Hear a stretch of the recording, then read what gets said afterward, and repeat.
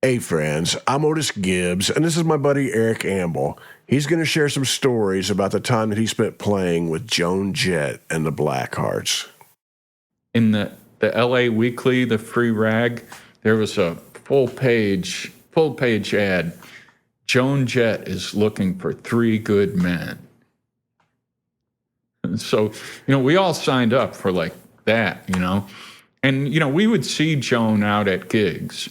X was playing at the Starwood, and the Starwood had like this VIP area, and so we were hanging out with them, and Joan was there, and I'm there with Jimmy and probably Rick and a bunch of people, and I'm talking to Joan, and we're drinking, and I'm like, I saw your ad, and when that's cool and everything. When the smoke clears, I'll be your guitar player. And, so we started like toasting and stuff. We're having such a good time that Joan decided that we should become blood brothers. And she's like, hey, Johnny, give me your knife. And she cuts her hand, draws blood, and she gives me the knife. And I tried to cut my hand, but I couldn't do it. She said, here, give me that. And she cuts my hand. Like, you can't really see it. It's right here. She cuts my hand, and we mixed blood, So it was like, that was the night that we met. She was really on the scene with the punk rock thing. And, she had produced the Germs. She's very supportive. She was like the rock star in attendance, And so they had these auditions. 140 guys signed up for each instrument, and John Doe was helping with the auditions. Like he'd play bass when they were trying out guitar players, or he'd play guitar while they were trying out bass players. And when the smoke cleared, not only did I get the gig, but my buddy Gary, who'd been in my band with backing up Jimmy and Rick Elric, he got the bass player job. And Danny O'Brien, also known as Danny Furious, who was the drummer in the Avengers, he was in our band. He got the drum gig. And for like more than 35 years, I thought that we'd just all won the audition, right? And maybe 4 or 5 years ago, I went to see X at the City Winery, and, we're hanging out beforehand, and, it's good to see, so one of my oldest friends. And he's like, did I ever tell you that thing about the audition? I was like, what? He's like, well, you don't know about that? I was like, no, we won. He goes, well, here's what happened. I'm like, oh, really? He said at one point he just stopped the audition. And this was like, so this was in 1979. And that's where like Hollywood was full of all these guys that were going to GIT and BIT, Guitar Institute of Technology, and they're wearing like, carrying around their guitars with Kahlers and wearing Capizios and stuff. And John was like, Joan, all these guys are assholes. You don't want to be riding around in a van with a bunch of assholes, because that's what's going to happen, Eric and Gary, and those guys are cool. They have a band. You know them. They're good guys and everything. You should just get them. And she was like, yeah, that's a good idea. And that's how we got in the band. But I didn't find out till like 35 years later that that's how we got in the band. And that was John Doe who told me the story. And, because he was the guy running the auditions with her. We started the band. We played I forget if it was Monday or Tuesday, but it was kind of based on what the Who did at the Marquee Club. Pick the slowest night, play there like every Monday for a month. We played at the Whiskey A Go-Go. At the beginning, there weren't that many people. By the end, it was packed, and we were off.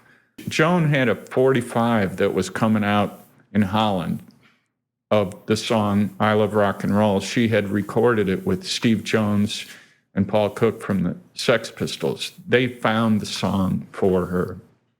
It was being used as a theme song for a summer replacement TV show that would have bands on it. And they were like, you should record this. And they took her into some like publishing company's studio. And that was the 45 of I Love Rock and Roll. And so we went over there to like support that. And we played in England. You know, after our first gig that we played, we flew over to Holland. We played the Lockham Pop Festival with Motorhead and the Romantics.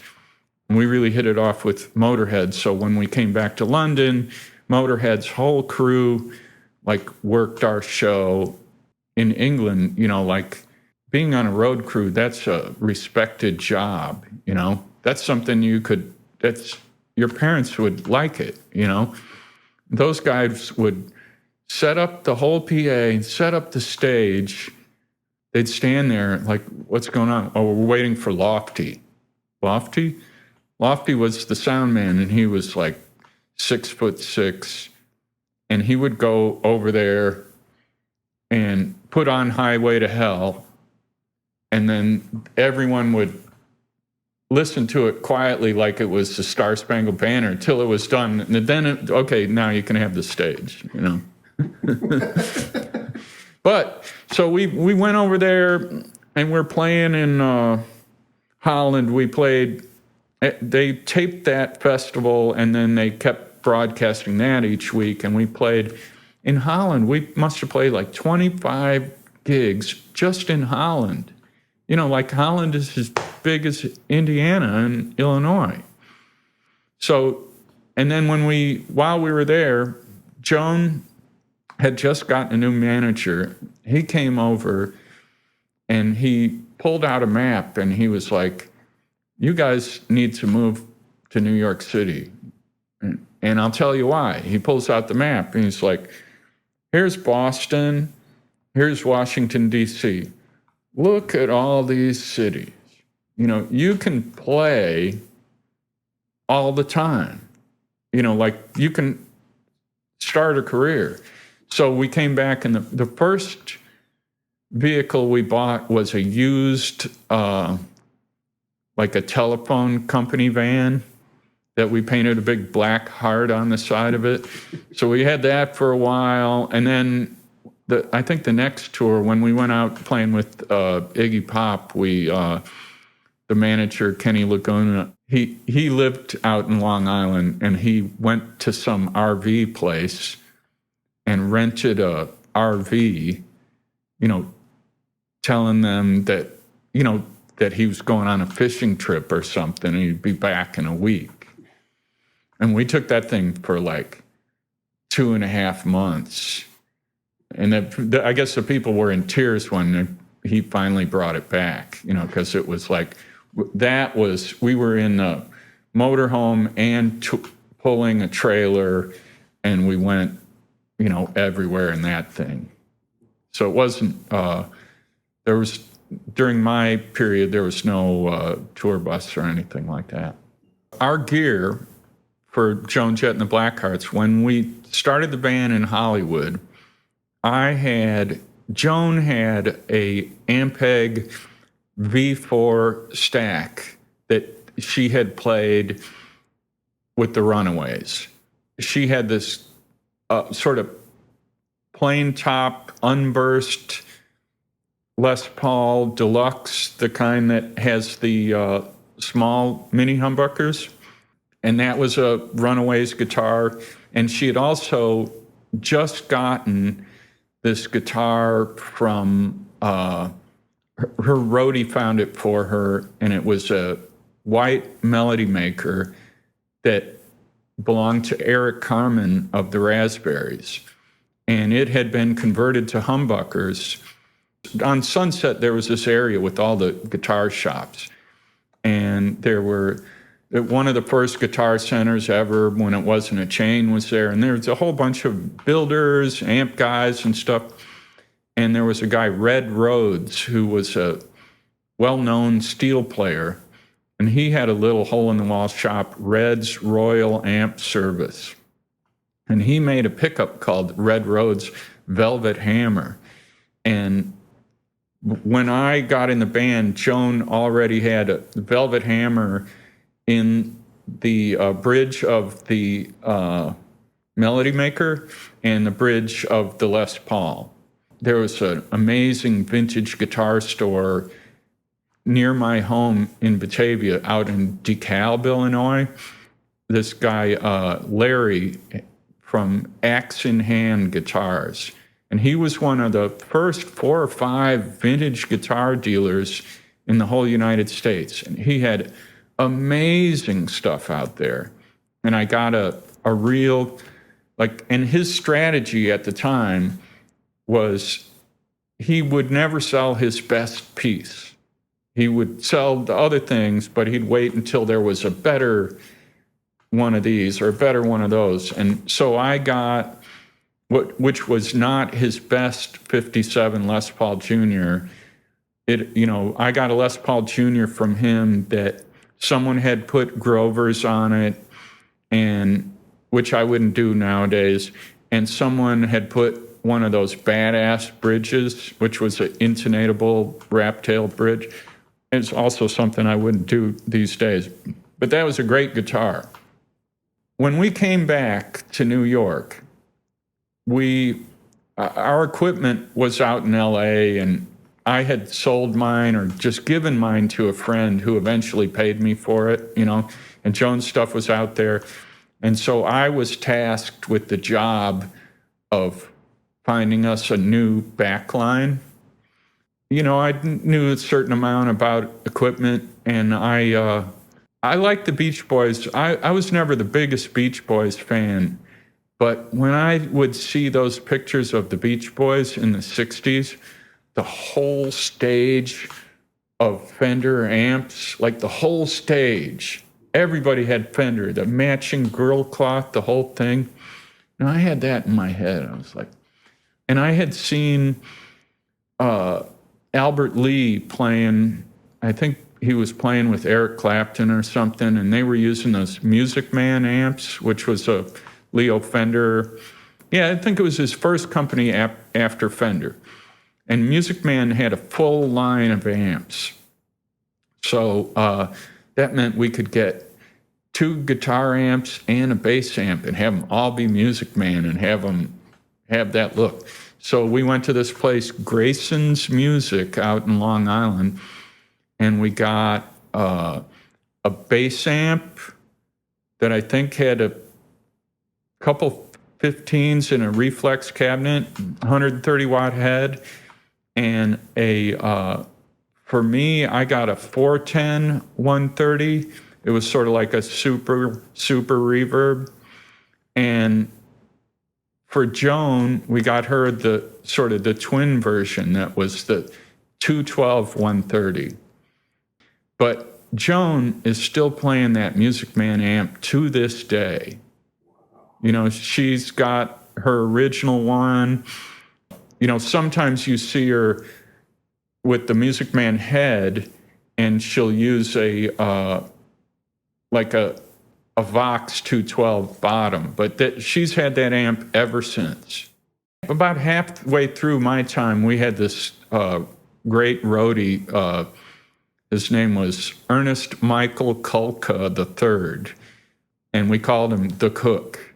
And the Cook decided that because there were 2 amps on Joan and Gary's side and only 1 on my side, he had a 100-watt cane front Marshall. So I was now using the Music Man HD 130 and this 100-watt cane front Marshall, to even things out visually. None of us had a pedal. We didn't even have a tuner pedal. We'd have to go to the strobe tuner if we needed to tune.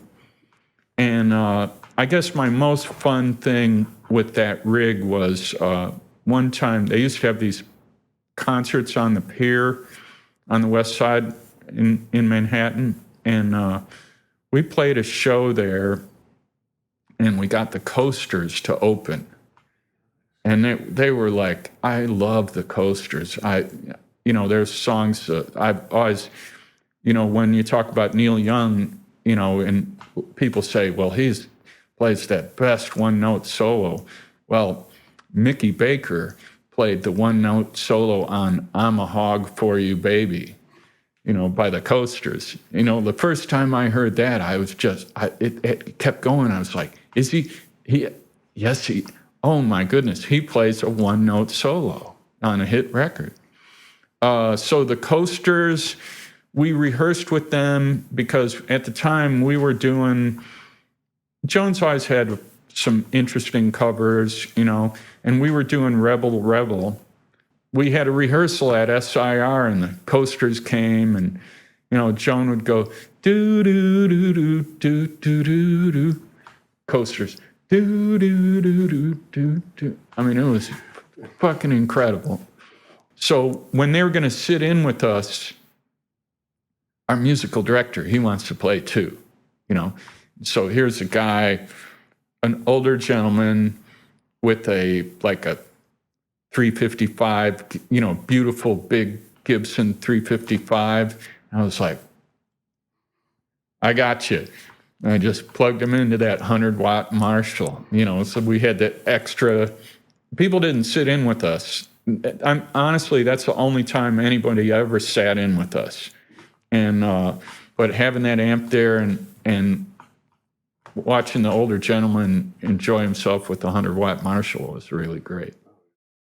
Joan Jett has got an incredible clock, and I'd say of all the people I've played with, Joan Jett and Dan Baird have the most righteous right hands.